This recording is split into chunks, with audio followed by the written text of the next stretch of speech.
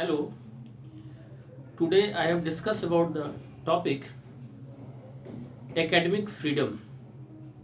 आज हम लोग शैक्षणिक स्वतंत्रता के बारे में बात करेंगे। यह topic MEd semester 1 paper education studies में यूनिट 3 में है।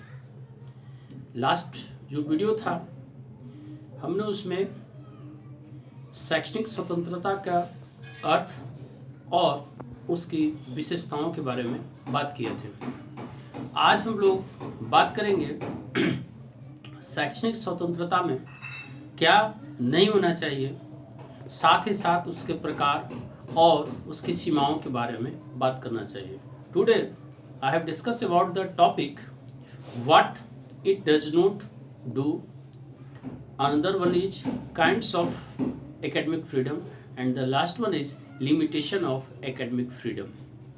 First I start the topic what it does not do. क्या शैक्षणिक स्वतंत्रता में नहीं होना चाहिए।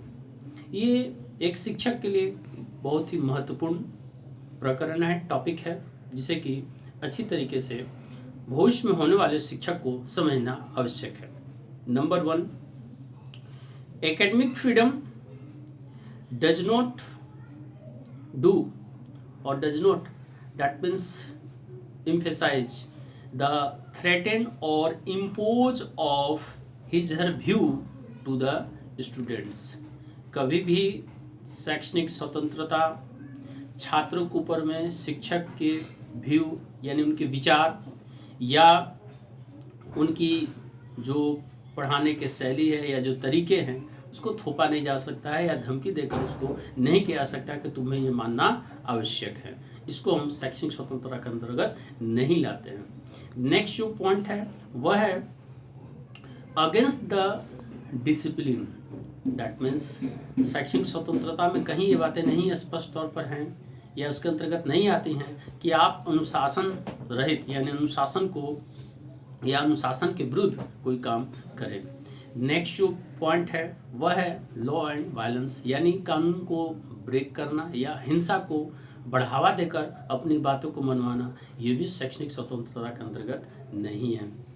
Now the next point, academic freedom does not emphasize the ignore of rules and regulation related to the university. विश्वविद्यालय के द्वारा बनाए हुए नियम और शर्तों को तोड़ने का अधिकार शैक्षणिक स्वतंत्रता के अंतर्गत नहीं आता है। Next point, does not disturb the mode of examination system and evaluation system. परीक्षा प्रणाली की व्यवस्थाएं या मूल्यांकन की व्यवस्थाओं को अपने तरीके से करना ये भी उचित नहीं है, ये भी शैक्षणिक स्वतंत्रता के अंतर्गत नहीं आता है। नेक्स्ट जो बात आती है, do not disturbs the rule of जीवी। शासी निकाय प्रत्येक महाविद्यालय के अंतर्गत आते हैं। शासी निकाय के द्वारा बनाए हुए रूल, बनाए हुए व्यवस्थाओं को तोड़ने का अधिकार भी शैक्षणिक स्वतंत्रता के अंतर्गत नहीं आते हैं। नेक्स्ट जो बात आती है, academic freedom in the sense that means does not emphasize most important and vital point, that is criticism to the another teacher or another colleague। आप अपने सहयोगी जो दूसरे सहयोगी हैं, दूसरे जो शिक्षक हैं, उनके पढ़ाने की शैली, उनके अधिकार, उनके तरीके को आपको सकारात्मक आधार पर बात करनी चाहिए, नकारात्मक आधार पर नहीं, जिससे कि शैक्षणिक माहौल खराब होता है, व्यवस्थाएं डिस्टर्ब होती हैं, कहीं ना कहीं टूटती हैं। इसलिए इसे शैक्षणिक आज़ादी, शैक्षणिक स्वतंत्रता नहीं माना जा सकता है। Next point, academic freedom never emphasize to avoid the right to freedom and right to the fundamental right, यानी जो बुनियादी तौर पर मूल अधिकार प्राप्त हैं उसको शैक्षणिक स्वतंत्रता के आधार पर ब्रेक नहीं कर सकते हैं। अभिव्यक्ति की आज़ादी को ब्रेक नहीं यानी तोड़ा नहीं जा सकता है, उसे डिस्टर्ब नहीं किया जा सकता है, ये भी शैक्षणिक स्वतंत्रता के अंतर्गत आते हैं। और जो लास्ट पॉइंट है वह ये है कि प्रोफेशनल, दैट मीन्स मिसकंडक्ट, यानी व्यावसायिक स्तर पर जो जिस प्रोफेशन में आप हैं, जिस व्यवसाय में आप हैं, अगर आपका शिक्षण ही व्यवसाय है तो वहाँ पर किसी भी तरह से अनुशासनहीनता या अनुशासन का आधार नहीं हो सकता है। ये महत्वपूर्ण पॉइंट है। इसलिए मैं ये बात स्पष्ट कर रहा हूँ कि शैक्षणिक स्वतंत्रता कभी भी जो ऊपर वर्णित कुछ बिंदुओं को हमने बताया वो कभी भी ब्रेक करने की आधार नहीं है, इसलिए उसे शैक्षिक स्वतंत्रता में हम लोग नहीं ला सकते हैं। अब जो मैं बात करने जा रहा हूँ वह टाइप्स यानी काइंड्स ऑफ एकेडमिक फ्रीडम, शैक्षिक स्वतंत्रता के प्रकार क्या क्या आते हैं उसके अंतर्गत मैं एक एक करके बात करता हूँ। नंबर 1 जो है वह है इंडिविजुअल एकेडमिक फ्रीडम यानी व्यक्तिगत शैक्षणिक स्वतंत्रता। नेक्स्ट में आ गया इंस्टीट्यूशनल यानी संस्थागत शैक्षणिक स्वतंत्रता। नेक्स्ट फ्रीडम ऑफ प्रोफेशन व्यवसाय की शैक्षणिक स्वतंत्रता। और स्टूडेंट फ्रीडम यानी छात्रों की स्वतंत्रता यानी शैक्षिक स्वतंत्रता। अब ये जो एक एक पॉइंट है मैं उसके बारे में थोड़ी सी बात बता दूं। जो नंबर 1 है वह है इंडिविजुअल एकेडमिक फ्रीडम, व्यक्तिगत स्वतंत्रता, चाहे शिक्षक हो छात्र हो सभी को है। That means they follow the rules and regulation with his her view, अपने जो विचार है उनके जो तरीके हैं रूल्स एंड रेगुलेशन के अनुसार प्रस्तुत कर सकते हैं। According to the discipline he or she express their feeling and also during the teaching learning situation always emphasize the syllabus, never avoid the or contents of the syllabus, and you have to impose the another materials in the classroom situation, so it is most important. Next one is institutional academic freedom मैं पहले हिंदी में बता दूं। Individual जिसमें कि व्यक्तिगत जो शैक्षणिक आज़ादी होती है उसमें कभी भी ये चीज़ें नहीं होती हैं कि विषय जो दिए गए हैं पढ़ाने के लिए उससे आप हटकर कुछ बात करें, या कभी भी समय जो निर्धारित किए जाते हैं उसके आधार पर ही बात करें, और अपने विषय वस्तु को कितना सरल कर सके जिससे कि छात्रों के लिए लाभकारी हो, उनका सर्वांगीण विकास हो सके, इस पर ध्यान देना चाहिए। ये मूल बातें होती है जिसको कि हम लोग इंडिविजुअल यानी आप व्यक्तिगत स्तर पर अपनी बातों को एक्सप्रेस कर सकते हैं, लेकिन नियम के तहत और जो रूल रेगुलेशन बनाए गए हैं शैक्षणिक माहौल के लिए उसके ध्यान में रखते हुए काम कर सकते हैं। नेक्स्ट जो बात आती है वह इंस्टीट्यूशनल एकेडमिक फ्रीडम यानी शैक्षणिक स्वतंत्रता, जिसमें कि संस्थान को बहुत सारे शैक्षणिक आधार स्वतंत्रता प्रदान की गई है। ये भी एक प्रकार है जिसमें कि वो अपने रूल रेगुलेशन विश्वविद्यालय के रूल रेगुलेशन को ध्यान में रखते हुए बना सकते हैं जिससे कि ओवरऑल ये कि समाज का राष्ट्र का विकास हो, साथ ही साथ क्रियाविधि अपॉइंटमेंट के तरीके निष्पक्ष हो, और रूल्स जो बने हुए हैं गवर्नमेंट का उसको ध्यान में रखते हुए काम किया जाए। सैलरी की जो बात हो वो सिस्टमेटिक में व्यवस्थित तरीके से हो, और वो भी एक जो मानक है स्तर है स्टैंडर्ड है उसको ध्यान में रखते हुए सारे रूल्स रेगुलेशन को फॉलो करें, तभी जो है उन्हें भी academic freedom institutional academic freedom प्रदान है और वे इसके अंतर्गत आते हैं। नेक्स्ट बात है freedom of profession in the sense कि आप अपने काम करने के स्वतंत्र, अपने व्यवसाय के तरीके के आप स्वतंत्र हैं।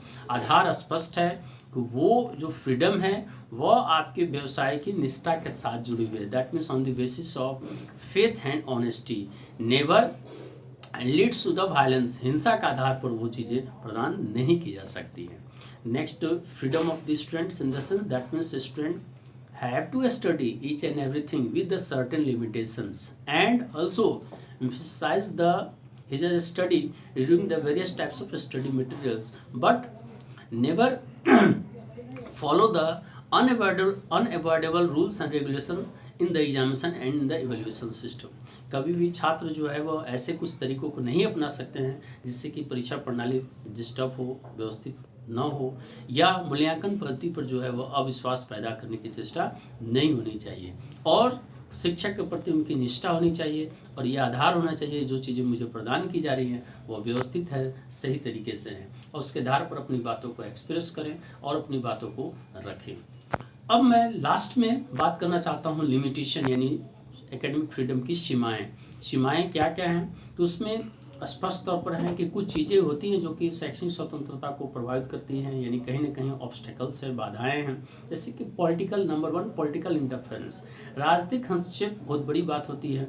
कभी कभी कुछ संस्थान, कभी कुछ शिक्षा, कभी कुछ मैनेजमेंट कुछ चीज़ों को लागू करना चाहती है जिससे कि बच्चे का, सोसाइटी का, समाज का सर्वांगीण विकास हो सके, बट इन पॉलिटिकल इंटरफेरेंस के चलते, राजनीतिक हस्तक्षेप के चलते वो चीज़ें फलीभूत नहीं हो पाती हैं, वो चीज़ें फलदायी नहीं हो पाती हैं। नेक्स्ट जो बात आती है फाइनेंशियल रिसोर्सेज, कभी कभी संसाधनों की सही तरीके से व्यवस्था नहीं हो पाती है, जिससे भी शैक्षणिक स्वतंत्रता प्रभावित होती है और वो रास्ता में बाधा आ जाती है, उनसे उसका विकास सही तरीके से नहीं हो पाता है। Next one is public university. कुछ ऐसे भी प्राइवेट यूनिवर्सिटी विश्वविद्यालय हैं जो कि अपने रिसोर्सेज, अपने संसाधनों का कुछ ऐसे तरीके से प्रयोग करते हैं, या अपॉइंटमेंट का तरीका जो होता है, या जो कार्य प्रणाली होती है, वो सिर्फ और सिर्फ स्वार्थ को ध्यान में रखते हुए, यानी सिर्फ संस्था का विकास को ध्यान में रखते हुए होती है, न कि सोसाइटी यानी समाज के विकास के लिए, समाज के, राष्ट्र के विकास के में भागीदार हों, इस पर जो है ध्यान देना चाहिए, जिससे कि व्यवस्थाएं, शैक्षणिक स्वतंत्रता कहीं ना कहीं प्रभावित होती हैं। नेक्स्ट में आती है बात लैंग्वेज की, भाषा की। इसको लेकर भी कभी कभी कठिनाई होती है, और ये भी स्पष्ट हो जाता है कि वो अपनी बातों को उस भाषा में प्रदर्शित नहीं कर पाते हैं, जिससे कि कहीं ना कहीं व्यवस्थाएं डिस्टर्ब होती हैं, उनका नुकसान होता है। और लास्ट जो है प्रोसेस ऑफ अपॉइंटमेंट। किसी भी स्थान पर किसी भी तरीके से एक मानक, एक स्टैंडर्ड, एक रूल्स रेगुलेशन बनाए जाते हैं, जिसको कि कभी कभी नहीं मानकर भी काम किया जाता है, जिससे कहीं न कहीं एकेडमिक फ्रीडम, स्वतंत्रता प्रभावित होती है। जो स्तर की चीज़ें होनी चाहिए, appointment of principal, appointment of teacher, appointment of supporting staff, but कभी कभी किसी सपोर्ट या किसी आधार पर भी उनकी नियुक्ति की जाती है जो कि अयोग्य होते हैं, या जिनके पास परफेक्ट डिग्री उस कोर्स के पढ़ाई लायक होती है, नहीं होती है, फिर भी उनकी नियुक्ति कर दी जाती है। तो ये सारी बातें से स्पष्ट होता है शैक्षणिक स्वतंत्रता महत्वपूर्ण है छात्रों के लिए, शिक्षक के लिए, मैनेजमेंट के लिए और देश की व्यवस्था के लिए। हम उम्मीद कर रहे हैं कि आपको ये वीडियो पसंद आएगा। आप इसे शेयर करें, इसको अच्छी तरीके से इसका नोट्स तैयार करें, और नेक्स्ट क्लास में मैं एक और नया टॉपिक के साथ आप लोगों के पास आऊँगा। धन्यवाद।